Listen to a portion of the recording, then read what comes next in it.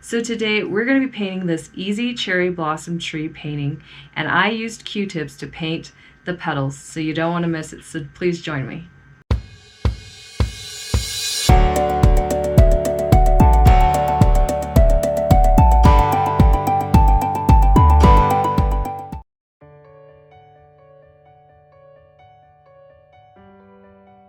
Welcome to The Bold Encourager.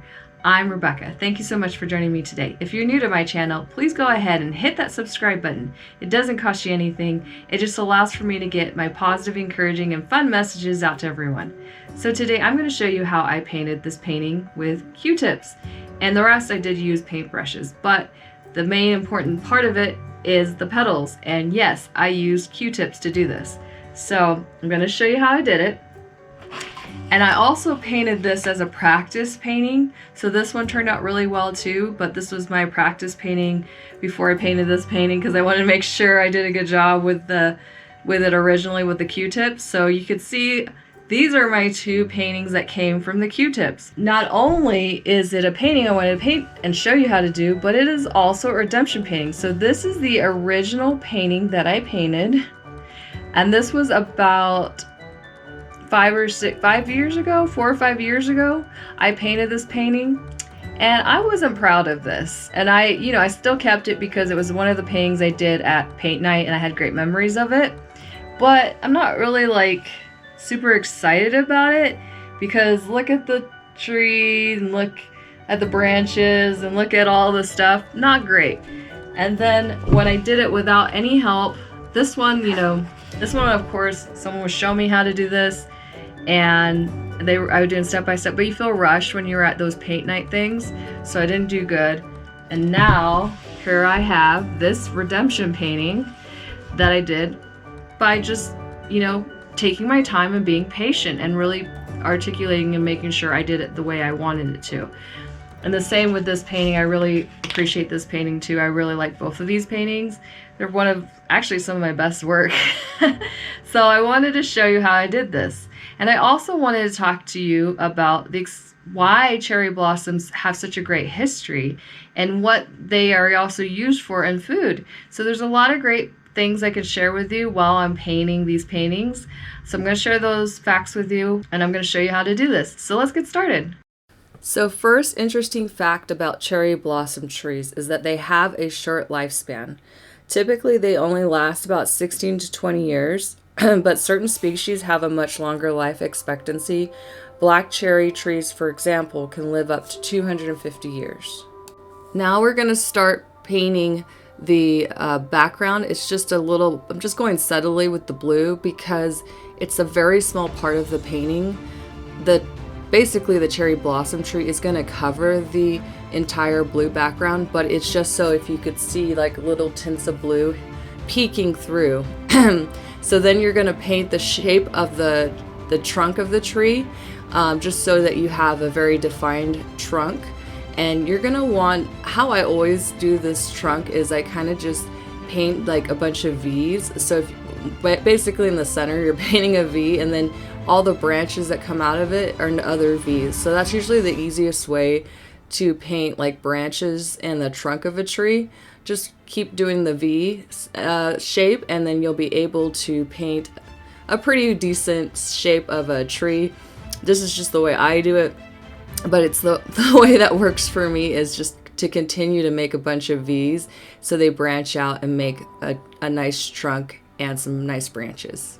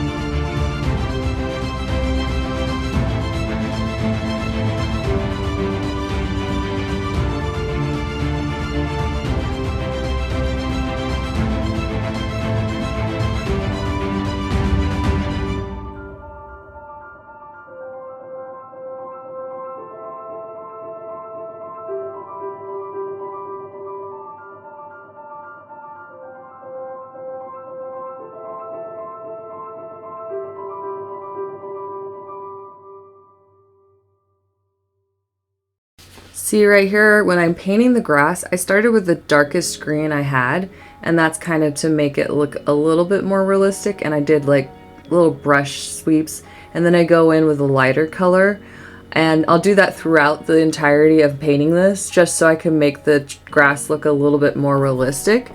If you have a little bit more color options, it's going to make your grass look even more realistic. So I recommend doing as many shades of greens to paint your grass. Start with the darkest one and work your way up to the lightest one, and then you'll have a really more dimension to your grass. And then I'm going to continue to paint the background down to where there's less white, and then we'll start painting the cherry blossoms. So the way we're going to do the cherry blossoms is very interesting. We're going to be using Q-tips to put in the cherry blossoms. So you get like a bunch of Q-tips and you put a rubber band around them, and you start with the pink, and you're going to want to do different shades of pink. You're going to go light pink, medium pink, dark pink, and then you're going to want to do red. So you're going to go over it multiple times with different ones until you have a variety.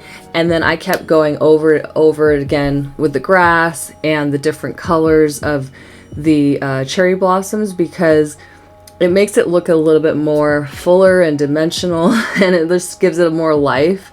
So that's what I recommend with all these different paints. Another interesting fact about cherry blossom trees is you can get arrested for breaking off a blossom. Yeah, before you try to pluck one of these pink beauties, removing a blossom or branch is considered vandalism of federal property in Washington, D.C., which can lead to a citation or even an arrest. Wow. So be very good about not disturbing those cherry blossom trees in Washington, D.C.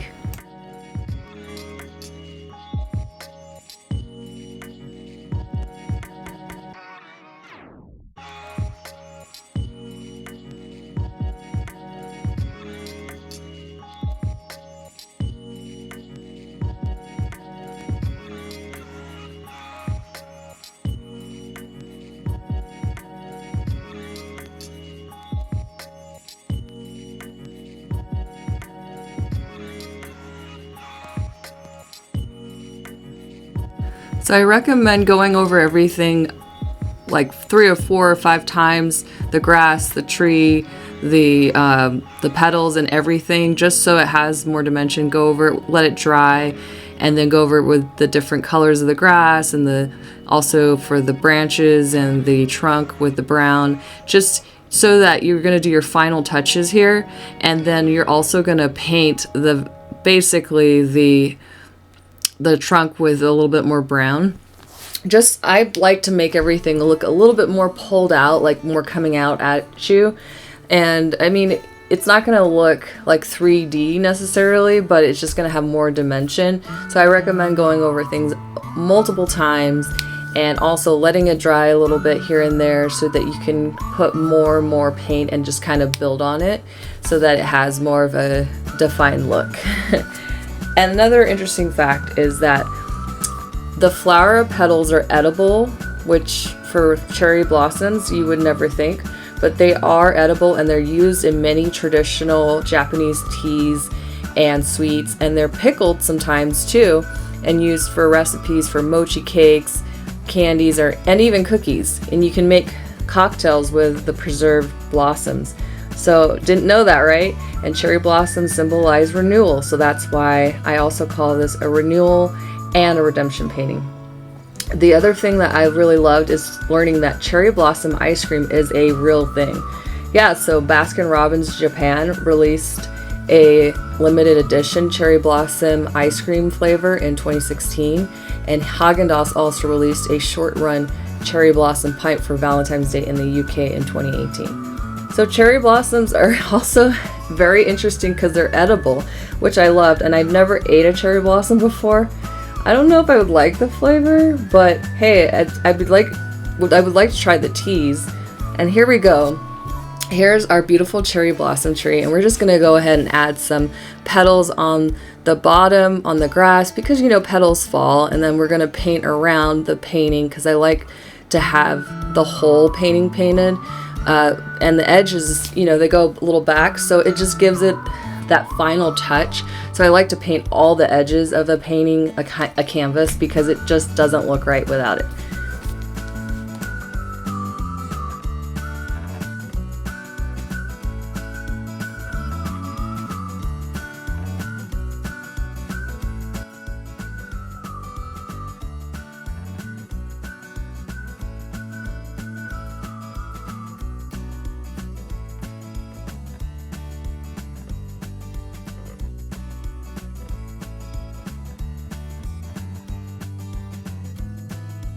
Wasn't that super easy? Like, I mean, it wasn't super easy, but it was a pretty easy painting to replicate. And hey, my painting's not going to look like yours. Yours might even actually be better than mine.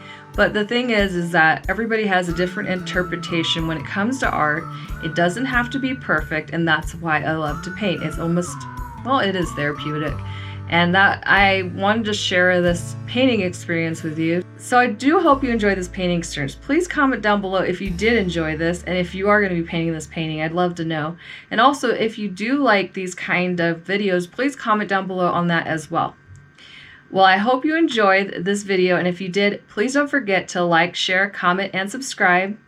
Also, if you haven't followed me on social media, please follow me on social media. The links will be down below. And every Friday at 1 p.m. Pacific Standard Time, I will post a new fun video, and you don't want to miss it, so go ahead and hit that notification bell. Well, I hope you have an amazing day, and I hope you stay encouraged.